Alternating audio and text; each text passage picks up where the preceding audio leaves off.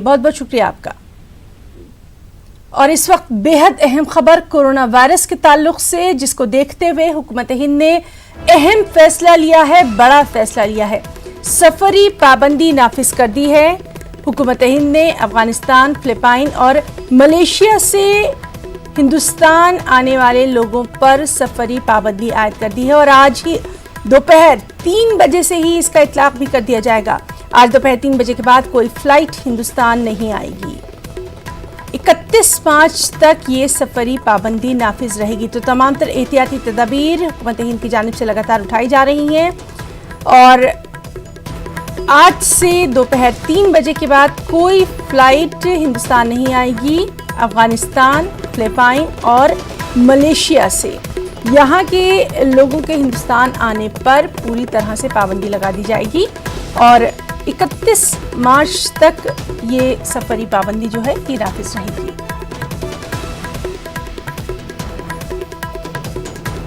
तो सफरी पाबंदी लगातार लगाई जा रही है। कुछ और ममालिक में भी इस तरह के जो इक़दामात हैं वो उठाए जा रहे हैं और हुकूमत हिंद तमाम तर एहतियाती तदबीर अपना रही है और अब अफगानिस्तान, फिलिपाइन, मलेशिया से लोगों के हिंदुस्तान आने पर ये पाबंदी आयद कर दी गई है। आज से ही इसका इतलाक हो जाएगा। दोपहर 3 बजे के बाद कोई भी फ्लाइट हिंदुस्तान नहीं आएगी। 31 मार्च तक फिलहाल ये पाबंदी जो है ये आयद रहेगी।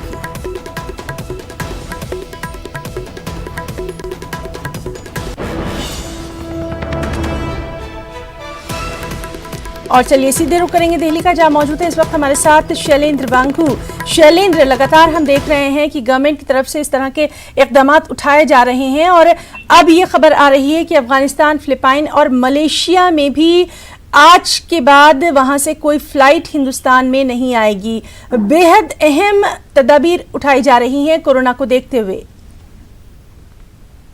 देखिए, जाहिर तौर पर कोरोना को देखते हुए लगातार कदम उठाए जा रहे हैं और फैसले लिए जा रहे हैं। आज का जो ताज़ा फैसला ये है कि अफगानिस्तान, फिलीपींस और मलेशिया को उस लिस्ट में जोड़ दिया गया है जहां से भारत आने पर रोक लगाई गई है और आज दोपहर 3 बजे से कोई भी फ्लाइट इन देशों से भारत नहीं आएगी और ये जो फैसला है ये 31 मार्च तक लागू रहेगा। आपको ये भी बता दें कि इससे पहले कल ही ये भी फैसला लिया गया था कि यूरोपियन यूनियन, टर्की और यूके से कोई एयरलाइन जो है भारतीयों को लेकर नहीं आएगी। तो कहीं ना कहीं ये जो तमाम फैसले हैं ये भारत के हक में लिए जा रहे हैं ताकि क्वारंटाइन भारत जो है क्वारंटाइन रह सके इन इन्फेक्शन से, क्योंकि ये मैक्सिमम केसेस जो है ये बाहर से आ रहे जो यात्री हैं उनके जरिए यहाँ फैल रहा है। तो ऐसे में जहां पर केसेस लगातार बढ़ रहे हैं, आप ये भी बता दें कि पाकिस्तान जो है वहां पर भी मामले बहुत ज्यादा बढ़ गए हैं, 100 का आंकड़ा पार कर चुका है। तो ऐसे में तमाम इक़दाम उठाए जा रहे हैं ताकि कोरोना वायरस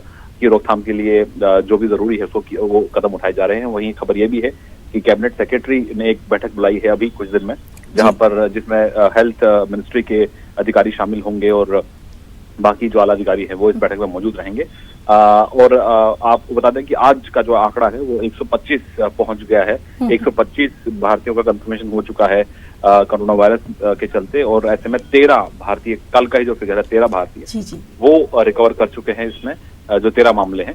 लेकिन फिर भी इक़दाम उठाए जा रहे हैं। कल भी काफी इक़दाम उठाए गए थे जिसमें सभी स्कूल, कॉलेज, यूनिवर्सिटीज, जिम्नेजियम्स, थिएटर्स, इन तमाम फैसिलिटीज को बंद कर दिया गया था देश भर के लिए। ये कल फैसला सामने आया था केंद्र सरकार की तरफ से और उसमें ये भी कहा गया है कि स्टूडेंट्स के लिए जो ऑनलाइन एजुकेशन है उसको बढ़ावा दिया जाना चाहिए। भीड़ के लिए कहा गया है कि भीड़ भाड़ इलाकों में ना जाए और 1 मीटर की दूरी बनाए रखें इस वायरस को फैलने से रोकने के लिए। शैलेंद्र, इस सब के बीच में सबसे अहम बात यह है कि खुद वज़ीर-ए-आज़म नरेंद्र मोदी बार बार ये कह रहे हैं कि डरने की ज़रूरत नहीं है बल्कि एहतियात अपनाने की ज़रूरत है। और हमने ये भी देखा था कि किस तरह से सार्क को लेकर भी तमाम जो पड़ोसी ममालिक है उन्होंने भी हिंदुस्तान की जानिब से उठाए जा रहे तमाम इक़दामात की तारीफ की। बिल्कुल बिल्कुल। अब से कुछ देर पहले ही जो यहाँ पर बैठक हुई है दिल्ली में बीजेपी मेंबर्स की, एमपीज की, उसमें पीएम मोदी ने इस पूरे मामले पे कहा है और संसदीय दल की बैठक खत्म हो चुकी है। पीएम मोदी ने कोरोना वायरस को लेकर मीडिया की भूमिका की तारीफ की है और कहा है कि कोरोना वायरस के जरिए पॉजिटिव खबरें जो है मीडिया दिखा रहा है। और वहीं स्वास्थ्य मंत्री हर्षवर्धन ने भी कोरोना वायरस पर मौजूदा हालात और सरकार ने जो कदम उठाए हैं उसको लेकर इस बैठक में प्रेजेंटेशन दिया है। तो कुल मिलाकर सरकार लगातार कदम उठा रही है। और हालांकि ये भी आपको बता दें कि पीएम मोदी ने कहा है कि संसद सत्र जो है वो पूरा चलेगा, घबराने की इसमें जरूरत नहीं है। और साफ तौर पर पीएम लगातार खुद भी इन पूरे हालात पर नजर बनाए हुए। ये भी देखा कि पीएम पिछले 2 दिन पहले उनकी सार्क लीडर से बातचीत हुई थी और माना जा रहा है जल्द ही G20 लीडर से भी बात करेंगे, ताकि दुनिया भर में एक कॉमन एक रणनीति बने और हम ये समझ पाएं कि बाकी देश किस तरह से इकदाम उठा रहे हैं इस बीमारी से निपटने के लिए। जी शैलेंद्र, तो बहुत बहुत शुक्रिया अदा करना चाहेंगे आपका तमाम तर तफसीली जानकारी के लिए। और